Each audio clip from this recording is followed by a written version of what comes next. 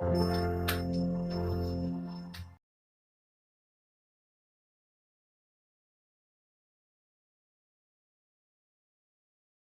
My creative and amazing learners, तो आज मैं आपके साथ डिस्कस करने वाली हूँ एक ग्रेट स्कल्पटर आर्टिस्ट, भारतीय मूर्तिकार।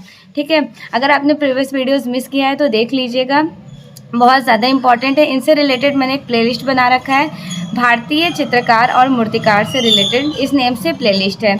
सो आज जितने भी स्क्रीन पे मूर्तिकार दिख रहे हैं, ये ग्रेट स्कल्पचर आर्टिस्ट हैं, फेमस मूर्तिकार। इनके बारे में डिस्कस किया जाएगा, इनके subjects matters, method and materials, किस में काम करते थे, कहाँ से इन्होंने एजुकेशन लिया था, इनके टीचर कौन थे, इनकी फेमस मूर्तियों के बारे में, ओके, और कहाँ इनका बॉर्न प्लेस रहा था। वेरी मैंडेटरी, क्योंकि पता होना चाहिए कौन से आर्टिस्ट का जन्म कहाँ हुआ है। पीवी जानकी रमन, मदन भटनागर, हिम्मत शाह, राघव कन्हेरिया, नागजी पटेल, बालबीर सिंह कट्ट, उसके बाद है Mrinalini Mukherjee, Arjun Prajapati, Latika Katt, Viman Bihari Das, Anita Dubey and Preetpal Singh Lati. Make sure कि आज का वीडियोस आपके लिए बहुत यूज़फुल होगा। आफ्टर दिस क्लास फीडबैक देना बिल्कुल नहीं भूलिएगा।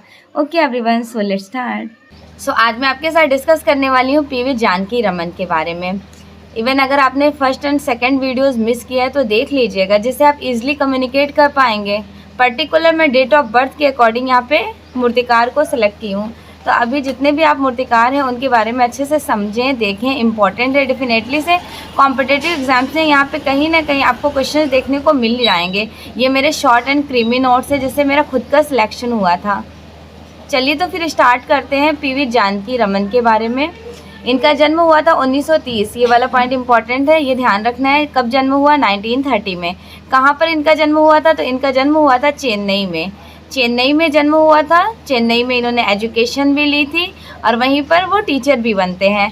किस माध्यम में काम करते हैं? माध्यम ध्यान रखना है आपको कि तांबा, सीमेंट और धातु की चादर में काम करते थे। इनकी टेक्निक कौन सी थी? तो रिफ्यूजर टेक्निक, उपहारदार प्रक्रिया। सीमेंट में जानकी राम ने कुछ प्रभावशाली सभी पोर्ट्रेट्स ने भी बनाए थे, बिल्ली, मूर्ति शिल्प बनाए, लेकिन वास्तविक काम धातु की चादर पर इन्होंने ज़्यादा से ज़्यादा किए। इनकी मूर्तियाँ, गरुड़ बहुत इंपॉर्टेंट मूर्ति है, बिल्ली, उल्लू, गिद्ध, ईसा मसीह, वर्जिन, देवी देवता, वुमेन, किंग, गणेश। गणेश इन्होंने ऑक्साइड तांबे में बनाए थे। पूछा गया है गणेश कितनी बार कि किस मटेरियल में बनाया गया, तो ऑक्साइड तांबा। पीवी जानकी राम फेमस क्यों है? किस टेक्निक के लिए? रिफ्यूजर टेक्निक के लिए। युद्ध की देवी, देवी भक्तों के साथ, योद्धा, कालियामर्दन और डीओटी। इनकी डीओटी भी बहुत इंपॉर्टेंट है। इन सारे जितनी भी मूर्तियां हैं, इनके शॉर्ट्स भी मैं बना रखी हूँ, देख लिया करें, 1-1 मिनट के शॉर्ट्स होते हैं। नेक्स्ट है मदन भटनागर।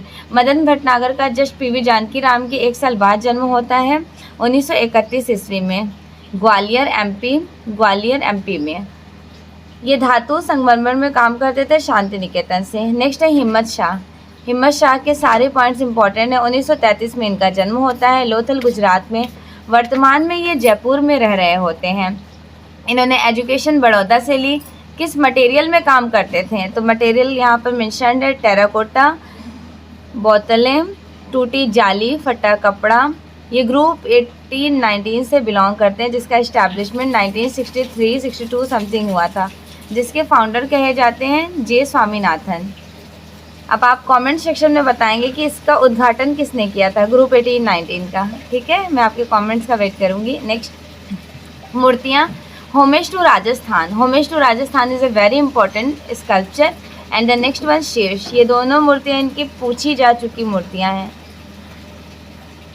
नेक्स्ट है राघव कन्हेरिया। राघव कन्हेरिया जिनका जन्म हुआ था 1936 में, 1936 ईस्वी में जन्म होता है, बड़ौदा, शांको चौधरी से एजुकेशन लेते हैं। एज एटिस्ट ये एग्जाम में क्वेश्चन पुटअप किया गया है कि इन्होंने एजुकेशन किससे लिया, तो शांको चौधरी से, बड़ौदा में।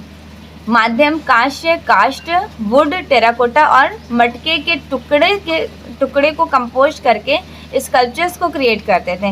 राघव कन्हेरिया देखिए मारिनो मोरिनी, हेनरी मैटिस और अमरावती शिल्पों से प्रभावित थे। साथ के साथ अमरावती शिल्प के साथ ही राघव कन्हेरिया भारतीय गायों, साड़ों, बछड़ों के बहुत सुंदर सुंदर मूर्तियाँ भी बनाते थे। तो बेसिकली क्यों फेमस रहते हैं? मूर्तियाँ किस में बनाते थे? ज़्यादा से ज़्यादा बुल्स की बनाते थे। इन्होंने बुल्स की कांस्य ब्रॉन्ज में बनाए थे और धनराज भगत ने काष्ठ में बनाए थे, वुड में। ये प्राचीन मूर्ति शिल्प भारतीय शिल्पों व कुषाणकालीन मूर्तियों से भी प्रभावित रहे थे। इनकी मूर्तियाँ देखिए, इनकी सारी मूर्तियाँ इंपॉर्टेंट हैं। पहला है सुंदर सांड, दूसरा है कलोल मारता हुआ बछड़ा, ये भी इम्पॉर्टेंट है। लाल कलंसी भी इम्पॉर्टेंट है। राजसी मुर्गा, विस्फोट एंड बुलबुल इनकी कांस्य में बनाई गई थी, ब्रॉन्ज में। राघव कन्हेरिया ने कांस्य में बुल मूर्ति बनाए तथा धनराज भगत ने काष्ठ में बुल बनाए थे। नेक्स्ट है कन्ही कुन्ही रमन। कन्हई कुन्ही रमन जिनका जन्म 1937 में होता है केरल में। ये एजुकेशंस लेते हैं मद्रास से। इन्होंने केरला के मंदिरों से प्रभावित डिज़ाइनरों में भी काम किया था। केरल के एक मंदिर में काम किया। कन्हई कुन्ही रमन का मुरक्का पेरुमल, मुकोला पेरुमल, ये काफ़ी बार एग्जाम में पूछा गया क्वेश्चन है। मदर एंड फर्टिलिटी यक्षी, तीनों का आप पिक्चर्स देख लिएगा जो भी बच्चे यूजीसी नेट दिसंबर वाली प्रिपरेशन कर रहे हैं, क्योंकि ये तो मैंने अपने शॉर्ट नोट्स शेयर कर दिए। मैं भी क्या करती थी, नोट्स को बनाने के बाद गूगल पे सर्च कर करके इनकी सारी मूर्तियों के पिक्चर्स भी देखती थी। और अगर आप सर्च नहीं भी कर पाएंगे तो मैं 1 मिनट का शॉर्ट शेयर करती हूँ, उन शॉर्ट्स को आप देख लिया करें।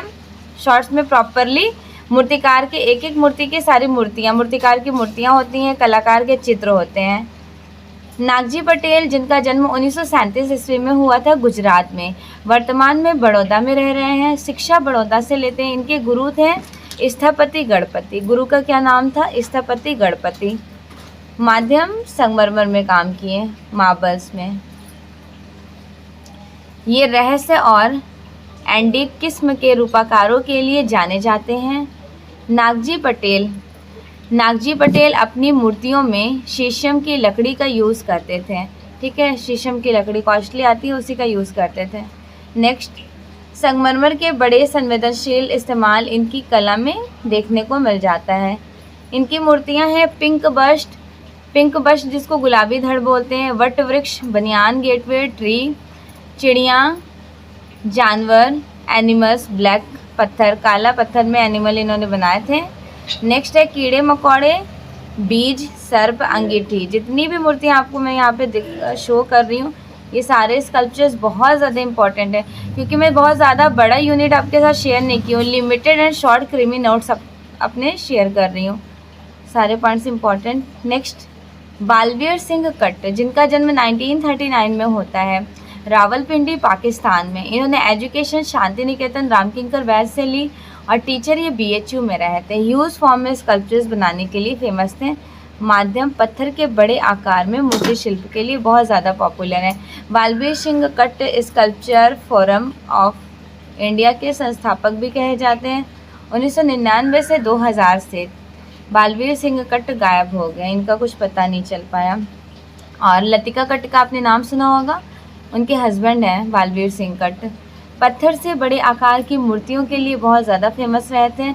इन्होंने गुलाबी चूना पत्थर, बैजनाथ पत्थर, काला संगमरमर और उड़ीसा वाले स्टोन्स का भी यूज़ किए हैं। इनकी सारी मूर्तियाँ फेमस है, जितने भी स्क्रीन पे मैंने सेलेक्ट किया है। देखिए, जब मैं नोट्स बना रही थी तो वो मूर्तियाँ इनका कैप्चर कर रही थी जो एग्ज़ाम्स में पुटअप किए जा चुके हैं और इन फ्यूचर जो एग्ज़ाम में आने के चांसेस हैं। तो नादेश्वर, the monument, yellow sun, spirit, woods and cross, तीनों ही इम्पॉर्टेंट है। नेक्स्ट मूर्तिकार है मृणालिनी मुखर्जी। तो मृणालिनी मुखर्जी के नेम से आपको मैक्रोमा टेक्निक मेक्श्योर की रिकॉल हो जाता होगा। और ये मतलब किसकी बेटी थी? विनोद बिहारी मुखर्जी की। लीला मुखर्जी इनकी मदर हैं।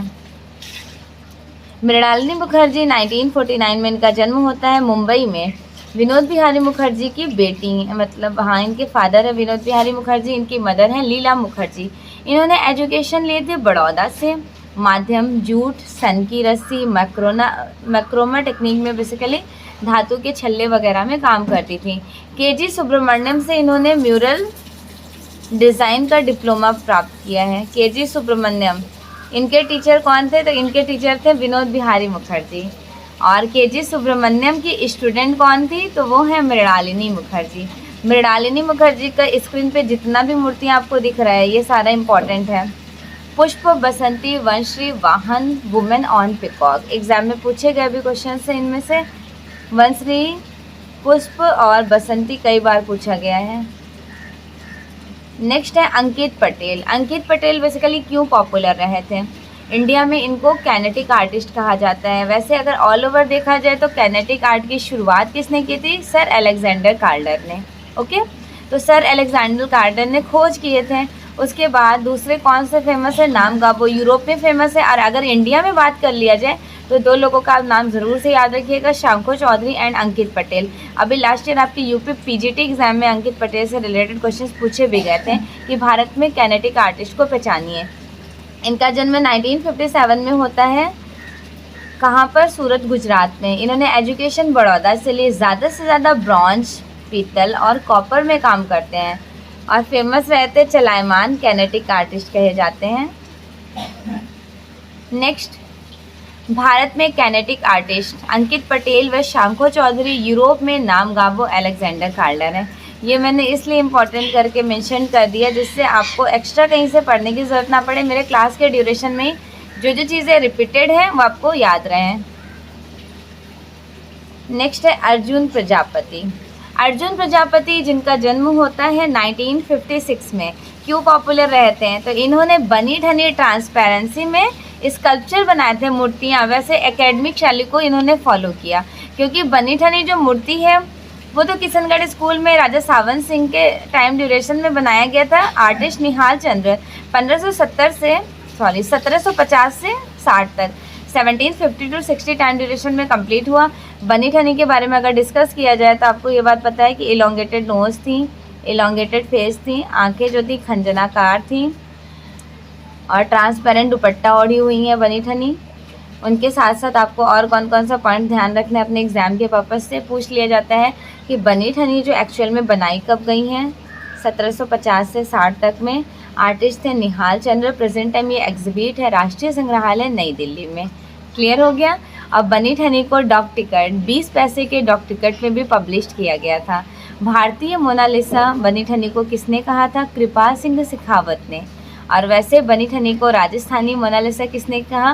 तो Eric Dickinson and Fayaz Ali ने। ओके, तो चलिए नेक्स्ट देखते हैं। अर्जुन प्रजापति ने इसी बनी ठनी को एकेडमिक शैली को फॉलो करके कॉपी किया था स्कल्पचर के फॉर्म में।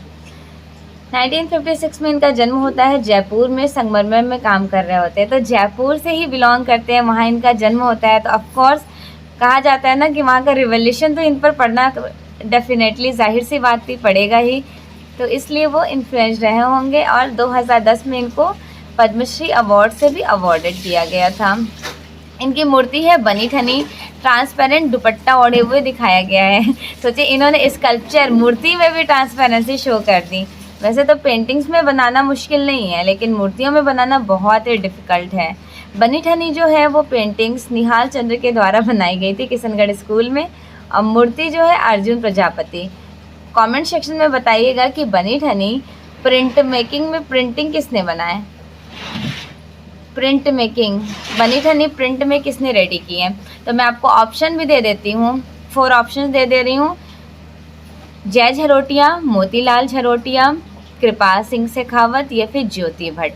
तो कमेंट सेक्शन में आप ज़रूर बताइएगा कि बनी ठनी प्रिंट मेकिंग किसने किए थे, क्योंकि मूर्तियाँ अर्जुन प्रजापति ने बनाई। बनी ठनी मूर्ति अर्जुन प्रजापति। बनी ठनी जो पेंटिंग्स बनाई गई वो निहाल चंद्र किशनगढ़ स्कूल का। बनी ठनी प्रिंट मेकिंग का आप कमेंट सेक्शन में बताइएगा, जिससे मैं क्लेरिफाई होंगी कि आपको पता है। और जिनको नहीं भी पता होगा वो बता दिएगा कमेंट सेक्शन में। उन पर्टिकुलर 1 स्टूडेंट का मैं रिप्लाई ज़रूर करूँगी 1 by 1 करके। अशोक गौड़, ये फिर मैं कमेंट करके पिन अप कर दूँगी, आप लोग वहाँ पे देख लीजिएगा।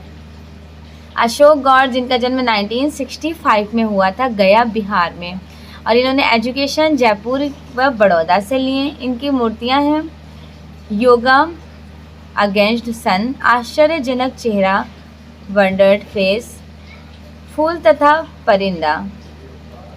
योगा व्यायाम से संबंधित मूर्ति शिल्प ज़्यादा बनाते थे। तो आपको ध्यान रखना है, पूछ लिया जाए कि कौन से ऐसे मूर्तिकार हैं जिन्होंने योगा व्यायाम से संबंधित मूर्तियां बनाई, तो उनका नेम था अशोक गौड़।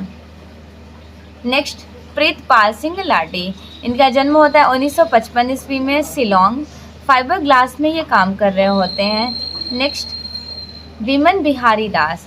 विमन बिहारी दास का डेट ऑफ बर्थ तो आप याद रख लीजिए, यूजीसी नेट में कितनी बार इनका डेट ऑफ बर्थ से क्रोनोलॉजिकल सीक्वेंस लगाने को दे दिया गया। 1943 में इनका जन्म हुआ पश्चिम बंगाल में और ये चिंतामणि करके स्टूडेंट है। विमन बिहारी दास किसके स्टूडेंट है? चिंतामणि करके स्टूडेंट है। इनके गुरु थे चिंतामणिकर। ये कोलकाता आर्ट कॉलेज के प्रिंसिपल भी रह चुके हैं। इनकी देवी और मिथुन श्रृंखला की मूर्ति शिल्प बहुत ही ज़्यादा पॉपुलर है। इन्होंने पोर्ट्रेट्स भी बनाए थे जिनको शबी कहा जाता है।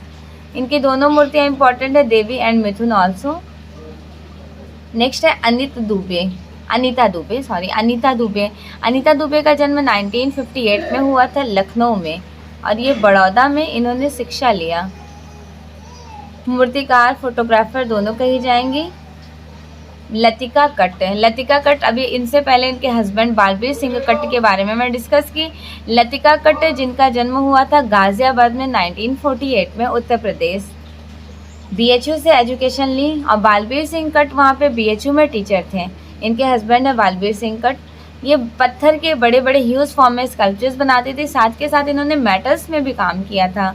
1971 में अपने पति बालबीर सिंह कट्ट के साथ इंग्लैंड चली गई और 1973 में ही वापस आकर बड़ौदा कला विद्यालय से संबंध इनका रहा था। इनकी ज़्यादा से ज़्यादा जो मूर्तियाँ ये संवेदनशील अनुभूतियों के लिए पहचानी जाती हैं। इन्होंने पत्थर, उत्कीर्ण और मेटल कास्टिंग में भी काम किया। इनकी मूर्तियाँ हैं जयराम पटेल पान खाते हुए, खेत, मकर संक्रांति और दशाश्वमेध घाट। तो मकर संक्रांति एट दशाश्वमेध घाट, तो ये दशाश्वमेध घाट को ही कैप्चर की, बनारस में है। बाकी इनका तीनों इम्पॉर्टेंट है। नेक्स्ट है जयराम पटेल के बारे में नेक्स्ट क्लास में डिस्कस करूंगी। मेक श्योर कि आपको सारे पॉइंट्स अच्छे से क्लियर समझ आ गए होंगे।